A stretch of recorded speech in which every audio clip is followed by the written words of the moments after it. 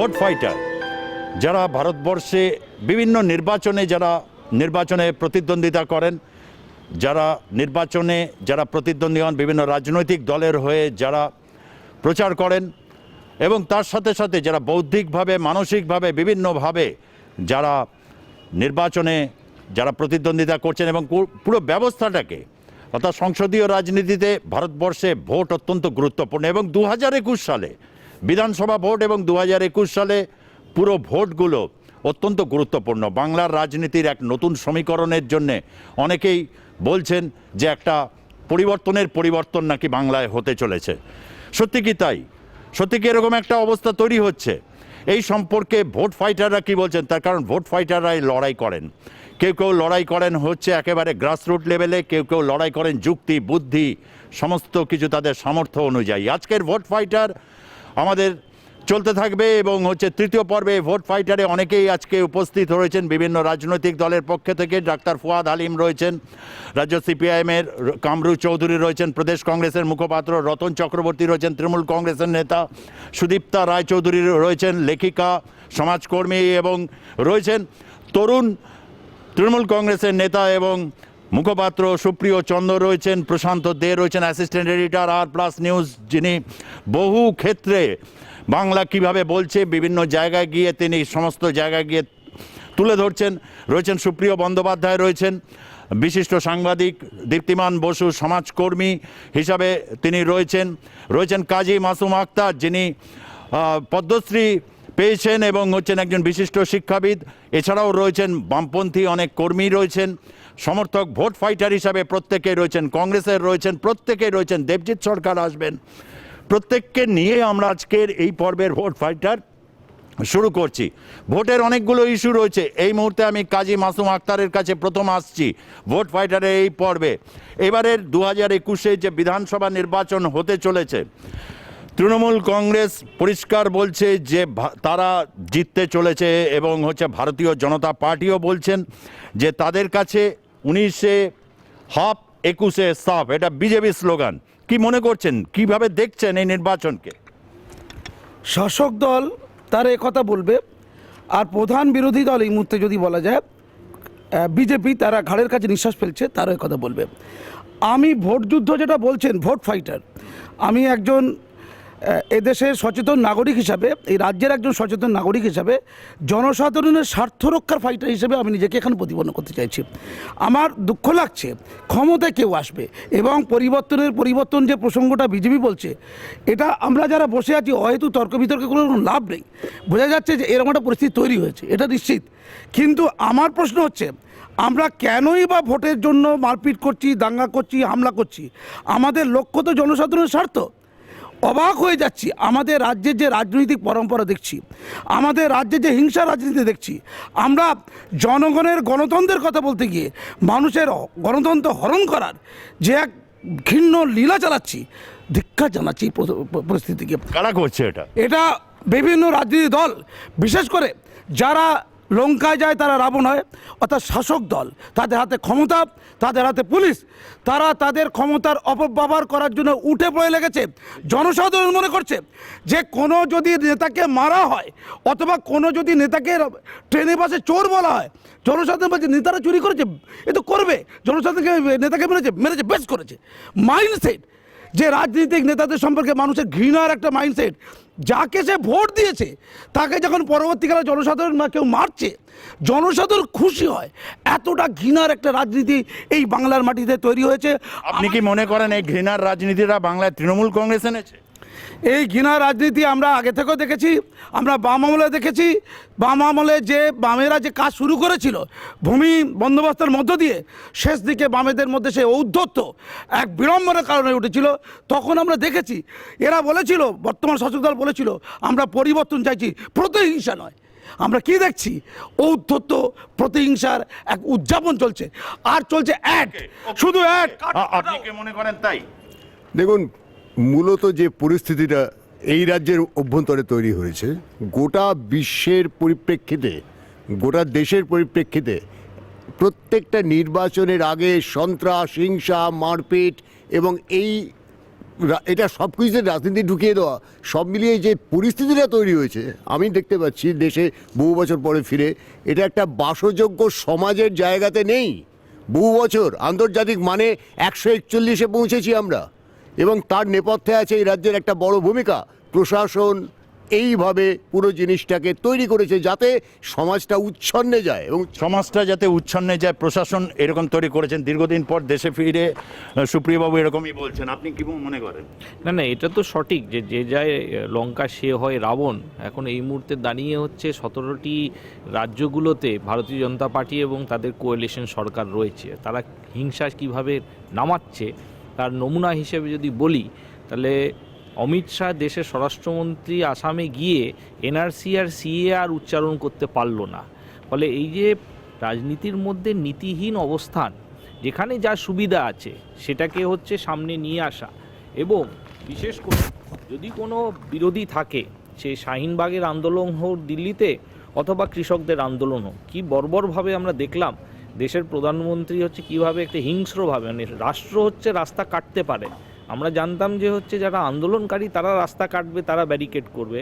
আমরা দেখলাম যে হচ্ছে দেশের নাগরিকরা হচ্ছে নিজেদের হচ্ছে রাজধানীতে প্রবেশ করার জন্য তাদেরকে হচ্ছে বাধাপ্রাপ্ত হতে হচ্ছে। এই প্রেক্ষাপটে পশ্চিমবাংলায় বিশেষ করে যারা হচ্ছে হিংসার রাজনীতি এখানে নামিয়েছে, তাদের মধ্যে এখন হচ্ছে ভাগাভাগি চলছে। এক দল থেকে হচ্ছে পালিয়ে অন্য দলে প্রবেশ করছে, আবার ওই দল থেকে কিছু কিছু লোকজন ব্যাক করছে। এই আদান প্রদানের মধ্যে পশ্চিমবাংলার মানুষ নীতির উপরে দাঁড়িয়ে কৃষির কি হবে, শিল্পর কি হবে, চাকরির কি হবে, স্বাস্থ্যর অব্যবস্থা যার আমরা আছি এখন তার কি হবে, এই মুহূর্তে দাঁড়িয়ে যদি হচ্ছে লক্ষ লক্ষ পদ শূন্য থাকে, তাহলে স্কুলের মধ্যে আমাদের পরের প্রজন্মকে কারা পড়াশোনা করাচ্ছে, এই যে প্রশ্নগুলো হচ্ছে মূল চলে আসছে, এই প্রশ্নগুলোকে সামনের আনার জন্যে হিংসা ছাড়া আর কোনো পথ নেই। দুটি রাজনৈতিক দল যে কেন্দ্রতে আছে এবং যে রাজ্যতে আছে, দুটি দলই কিন্তু হিংসার পন্থা অবলম্বন করছে।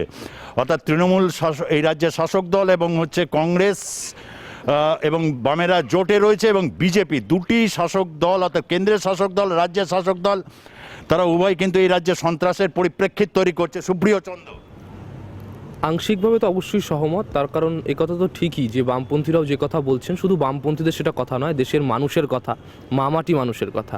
নিও কমিউনিজমের নেত্রী, নতুন রকম গণতান্ত্রিক সমাজবাদের নেত্রী মমতা বন্দ্যোপাধ্যায় দীর্ঘদিন ধরে এই কথা বলে আসছেন যে কৃষকদের পক্ষে, শ্রমিকদের পক্ষে, গরিব মানুষদের পক্ষে, মেহনতি মানুষের স্বার্থ বিরোধী একটা সরকার। মমতা বন্দ্যোপাধ্যায় কি তাহলে নিও কমিউনিজমের নেত্রী?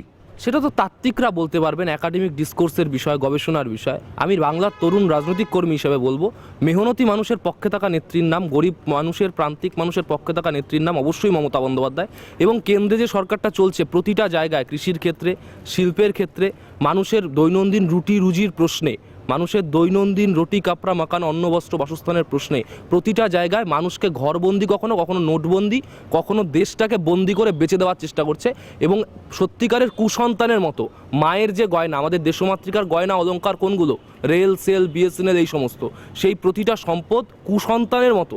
তারা বলছে তারা দেশমাতৃকার সন্তান, দেশমাতৃকার সন্তান তো সকলেই, কিন্তু কুসন্তান তারা যারা মায়ের অলংকার বেচে দেয়।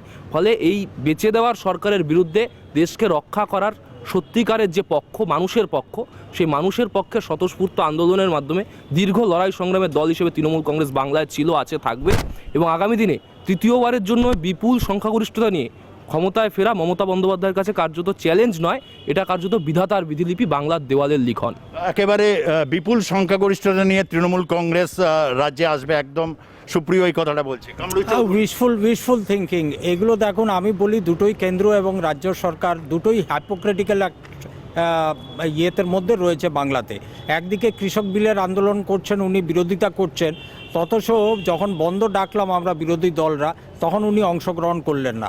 যেই জায়গাটা পাঞ্জাব, হরিয়ানা, রাজস্থান, ওগুলোতে কৃষি বিলের বিরুদ্ধে আমরা বিল এনেছি ওই বিলগুলোকে নিরস্ত করার জন্য, সেই জায়গাটা বাংলাতে উনি এই কৃষি বিলকে বলছেন যে আমি সমর্থন করব না, এবং উনি বিলও আনলেন না।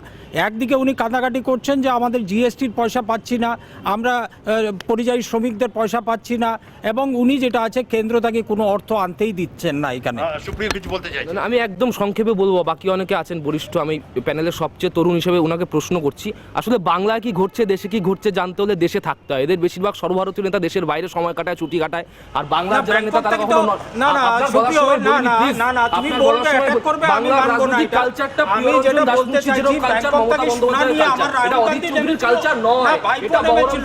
এটা তো পুরো জনগণ জানে। মানার চেষ্টা করুন, একদম, নরেন্দ্র মোদী একদম, তল্পি আজকে বহরের যে কালচার নয়। ব্যাংকক থেকে সোনা নিয়ে, গয়না নিয়ে নেমেছিল, এটা কি আমরা বলেছি? আমাদের কেউ এসছে? কালীঘাটের কালীঘাট পুরো তোমাদের দলের নেতৃত্বের আন্ডারে রয়েছে।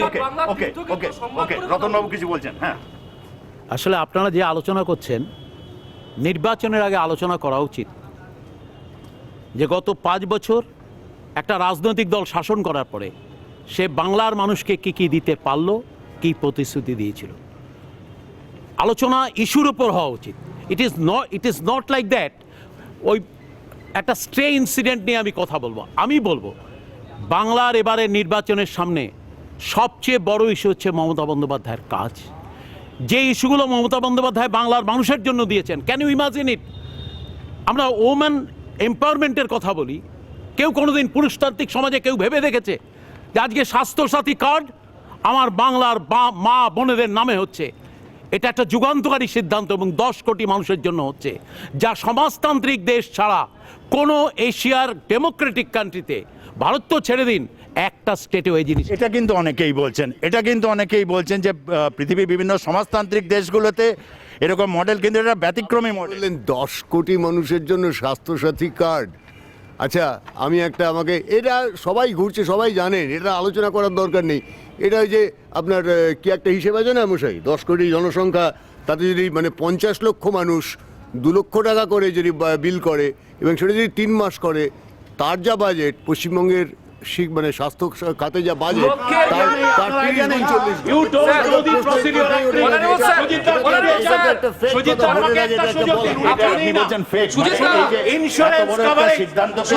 ইন্ডিভিজুয়াল হিসাব করলে ইন্স্যুরেন্স কোম্পানি উঠে যাবে। আর এই পদ্ধতি শুনুন, অর্থনীতি হচ্ছে এগুলোকে ইন্স্যুরেন্স করা হয়। একটা পশ্চিমবাংলা সরকার ইতিমধ্যেই more than 2,000 crore they have deposited against 7 nationalist company, United India, National Insurance, Oriental Insurance, তারা নামে বলতে দিন, জিনিস না জেনে বলছো না। আমি সেই তান্ত্রিক নই যে পড়াশোনা না করে ইন্স্যুরেন্স কোম্পানিতে ইন্স্যুরেন্স তার এগেইনস্টে ইন্স্যুরেন্স কোম্পানিকে গভর্নমেন্ট পেমেন্ট দেয়, এইটা 100% আপনি কি সারা ভারতবর্ষে 6,400 কোটি আর আমাদের রাজ্যে 2,000 কোটি, হিসাবটা সেখানেই হয়ে গেছে। ছোট্ট সাপ্লিমেন্টারি 2 লক্ষের প্রশ্ন তো অনেক ছোট বিষয়, ওনারা তো বড় বড় বিষয় নিয়ে কথা বলেন। ওরা বলেন একটা এত বড় দেশ, এত বড় ইতিহাস, এত বড় কালচার, তার মধ্যে এত বড় বড় অঞ্চলে তারা লোককে নাকি চীনে পাঠিয়ে দেবে, পাকিস্তানে পাঠিয়ে দেবে। আমি একটু বড় করে দিই বিস্তৃত বিষয়টা। 2 লক্ষের কথা বললেন, 2 লক্ষের প্রায় 8 গুণ হচ্ছে 15 লক্ষ। 15 লক্ষ নিয়ে ওরা কি বলবে একটু প্লিজ? ওরা যারা আছে আর কংগ্রেস যারা আছে, যে সমস্ত কংগ্রেস, একটু ফুয়াদার কাছে, যেহেতু স্বাস্থ্যসাথীর বিষয়টা উঠলো, ফুয়াদা, এই স্বাস্থ্যসাথী কিন্তু একটা জনগণের মধ্যে সাড়া ফেলেছে। প্রশান্তর কাছেও আসবো, সাড়া যখন ফেলেছে, এটা কি একটা ফেইল্ড প্রজেক্ট হবে বলে প্রথম থেকেই বিজেপি বলতে চাইছে, আপনারাও কি তাই বলবেন? না, আমরা আয়ুষ্মান ভারত যেটা প্রধানমন্ত্রী করেছেন এবং এই স্বাস্থ্যসাথী কার্ড দুটোই হচ্ছে মানে প্রজেক্টেড টু ফেল। এই কারণে কেন সরকারি ক্ষেত্রে আমাদের 75,000 বেড আছে, বেসরকারি ক্ষেত্রে পশ্চিমবাংলায় 35,000 বেড আছে। ফলে এই মুহূর্তে দাঁড়িয়ে এই 75,000 বেডকে বলিষ্ঠ না করে স্বাস্থ্যসাথীর ইন্স্যুরেন্স প্রিমিয়াম দিয়ে 35,000 বেডে হচ্ছে গোটা পশ্চিমবাংলার মানুষের হচ্ছে স্বাস্থ্যর কাজটা সম্পূর্ণ হবে। এটা হচ্ছে প্রথমে সাপ্লাই সাইডে ফ্যালেসি। ডিমান্ড সাইড সবার কাছে আপনি যাবেন, সবাই কার্ড নেবে, কার্ড নেওয়া নিয়ে কোনো অসুবিধা নেই, কিন্তু যেই কার্ডটা সার্ভিস মানুষ কোথায় পাবে? এই 35,000 বেড আপনার লাস্ট মাইল কানেক্টিভিটি। আমাদের রাষ্ট্রপতি প্রণব মুখার্জি, ওনার যখন মাথায় আঘাত হয়েছিল, ওনাকে সেলাই নীতি হয়েছিল কিন্তু সরকারি প্রাইমারি হেলথ সেন্টারে, ওখানে কোনো বেসরকারি হাসপাতাল ছিল না নর্থ বেঙ্গলে।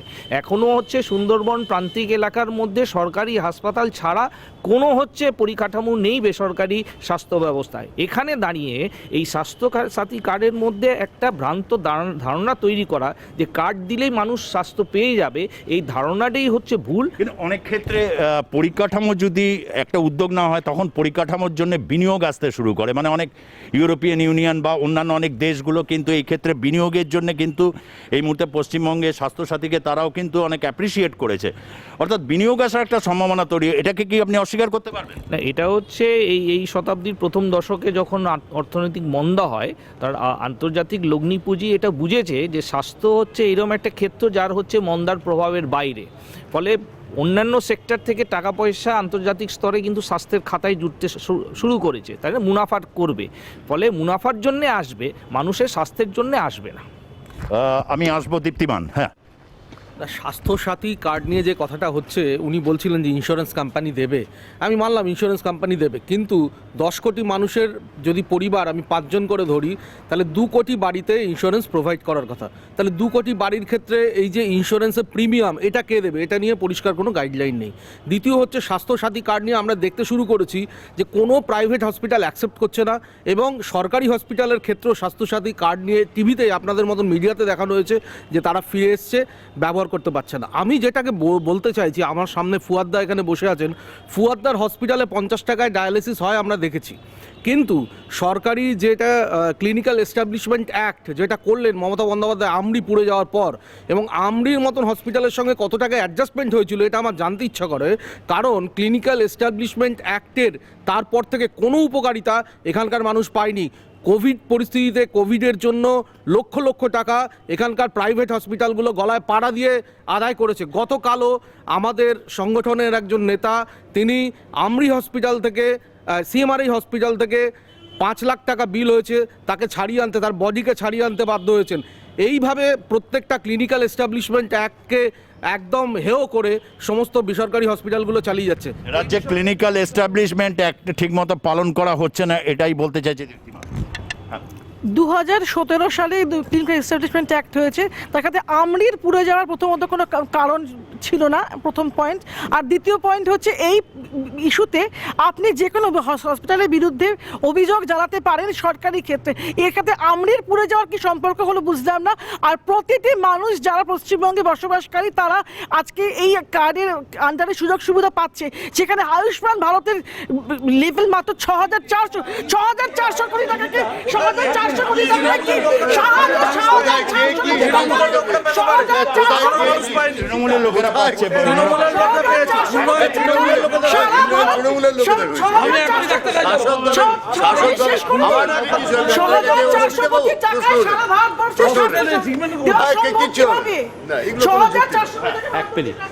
প্রথমত উনি যা বলেন না উনি শুনে বলেন। হ্যাঁ, কিছু কিছু ক্ষেত্রে দেখা গেছে, ধরুন স্বাস্থ্যসাথী কার্ড আগে ইস্যু হয়েছে, এটা তো এই ইস্যু হলো না, এর আগেও ছিল।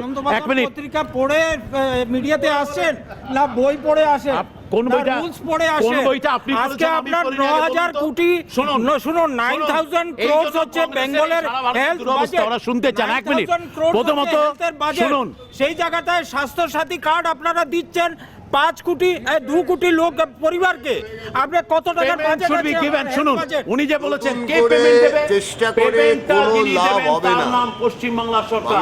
উঠে যাবে উনি সরকার। ভালো করে যে ফুয়াদ সরকার উঠে যাবে, ফুয়াদার পাঁচ কথার কোটি। একটা অংশে আরে, 4.5 আমি একটা অংশে একমত হব, লাখ আমায় বলতে দিন, let me finish, 4.5 let me finish. Lakh crore. ফুয়াদার একটা অংশ হতে পারে যে আমাদের সমস্ত রাজ্যটাই আদর্শ রাজ্য, ভারতবর্ষের কোন রাজ্য আদর্শ রাজ্য না, কিন্তু তার মধ্যে পশ্চিম বাংলায় যে ইনফ্রাস্ট্রাকচার আমরা দিয়েছি, কোভিডে ওনার কথায় দীপ্তিমান শোনো, কোভিড মোকাবিলায় পশ্চিমবাংলা সরকারকে স্বীকৃতি দিয়েছে, স্কোচ অ্যাওয়ার্ড পেয়েছে পশ্চিমবঙ্গ।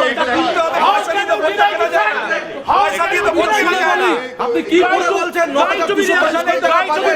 কিভাবে দেবে? 5 কোটি বাড়িতে কি করে দেবে? জালিয়াতির দিন শেষ, জালিয়াতির দিন শেষ। জালিয়াতি আর চলবে না, কারণটা হচ্ছে 8,859 কোটি বাজেট নিয়ে এই 2 কোটি মানুষকে সহায়তা দেওয়া অসম্ভবের থেকে অসম্ভব কথা, হতেই পারে না, হবেও না। কিন্তু ধরা যাক তৃণমূল কংগ্রেসের এই প্রকল্পটা যেটা বলছেন না ফেল, কিন্তু আয়ুষ্মানও কি ভারতবর্ষের ক্ষেত্রে কি খুব মডেল হয়েছে বলে আপনি মনে করেন? দেখুন, আয়ুষ্মান কোনো কোনো ক্ষেত্রে ব্যর্থ হয়েছে, এ বিষয়ে কোথাও কোনো সন্দেহ নেই, আবার আয়ুষ্মানের জন্য বহু পরিবার বেঁচে গেছে, এ নিয়েও কোনো সন্দেহ। আয়ুষ্মান একটা পরীক্ষিত ঘটনা, যেটা বিগত প্রায় 1.5 বছরের উপর সময় ধরে চলছে এবং পরীক্ষিত। কিন্তু এই স্বাস্থ্যসাথীর কার্ড নিয়ে বহু মানুষ প্রতারিত হয়েছেন, তার ইতিমধ্যেই রিপোর্ট পাওয়া যাচ্ছে। কোথাও আয়ুষ্মান ব্যর্থতা হলেও আয়ুষ্মানের কিন্তু একটা ব্যাপকতা পেয়েছে, যেটা স্বাস্থ্যসাথী পায়নি। সুপ্রিয়, দেখুন, আমরা যারা বাংলার রাজনীতির যে কোনো রাজনৈতিক শিবিরে যে কোনো রাজনৈতিক দলে এই মুহূর্তে রাজনীতির সঙ্গে যুক্ত রয়েছি, আমরা যারা তরুণ, আমরা যারা ছাত্র, আমরা যারা যুব, আমরা মনে করি আমরা রাজনীতির ছাত্র।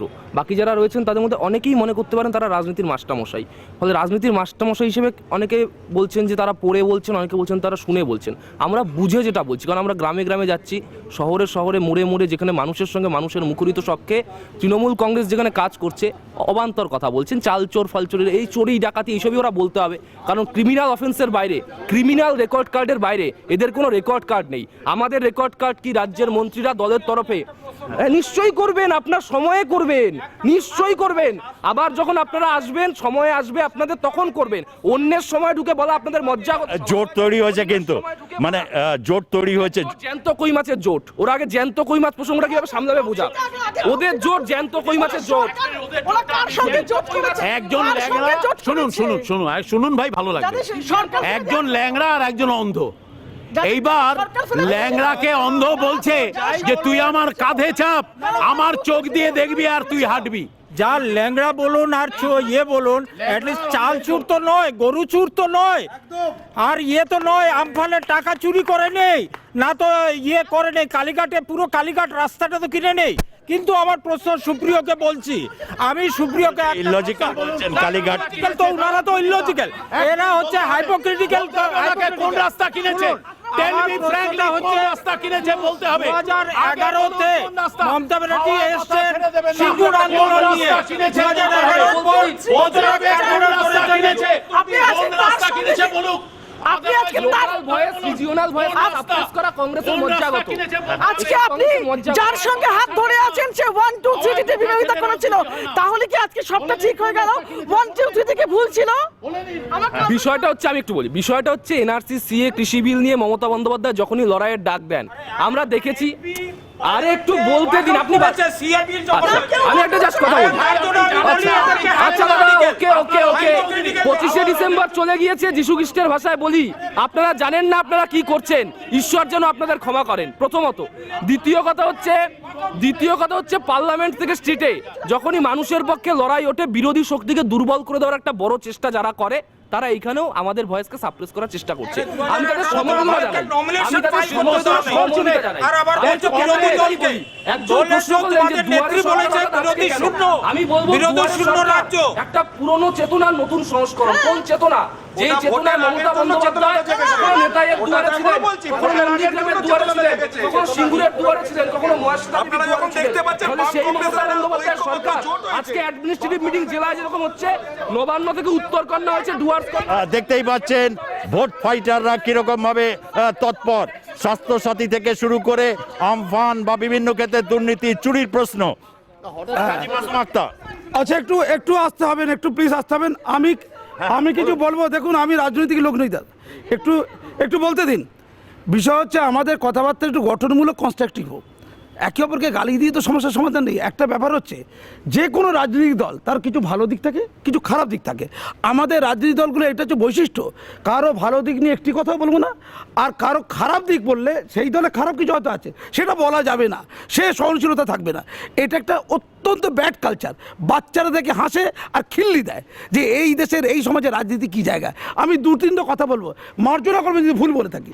আমি কিছু বিশেষজ্ঞদের সাথে কথা বলেছি, হয়তো তারা ভুল বলছে, আমি জানি না, আমি পণ্ডিত লোক নেই বিষয়।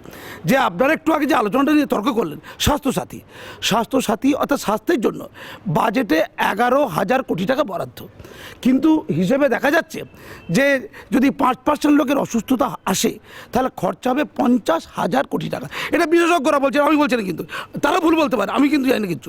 আচ্ছা, 50,000 কোটি টাকা যদি খরচা হয়, আচ্ছা আমি তর্কের খাতে ধরলাম 20,000 কোটি টাকা খরচা, আমি তর্কের কাছে ধরলাম 12,000 কোটি টাকা খরচা, তাহলে অর্থের সংস্থানটা বাজেটে রাখতে হবে। আচ্ছা, শুধু তো স্বাস্থ্যসাথী নয়, স্বাস্থ্য ব্যবস্থা হাজারো খরচার ব্যাপার আছে। তাহলে আমাদের দেখতে হবে আমার কতটা ক্ষমতা আর বাস্তবায়নের ক্ষেত্রে আমরা কতটা কি করছি, এই দুটোর মধ্যে সমন্বয় থাকতে হবে। কোথাও কি দুয়ারে সরকার বা স্বাস্থ্যসাথী প্রকল্পটাকে কি সত্যি বিরোধী শিবির কি রীতিমতো ভয় পেতে শুরু করেছে? না, ভয় পাওয়া না, আয়ুষ্মান ভারত রয়েছে সেটা ইমপ্লিমেন্ট হচ্ছে না, রাজ্য সরকার বলছে ওটা নেব না, আমরা এটা দিয়ে সমস্যা মিটিয়ে দেবো।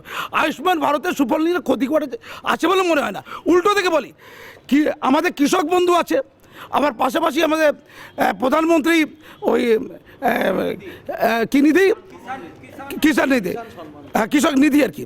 তো এই যে নিধি আছে তাতে 6,000 টাকা পাওয়া যায়।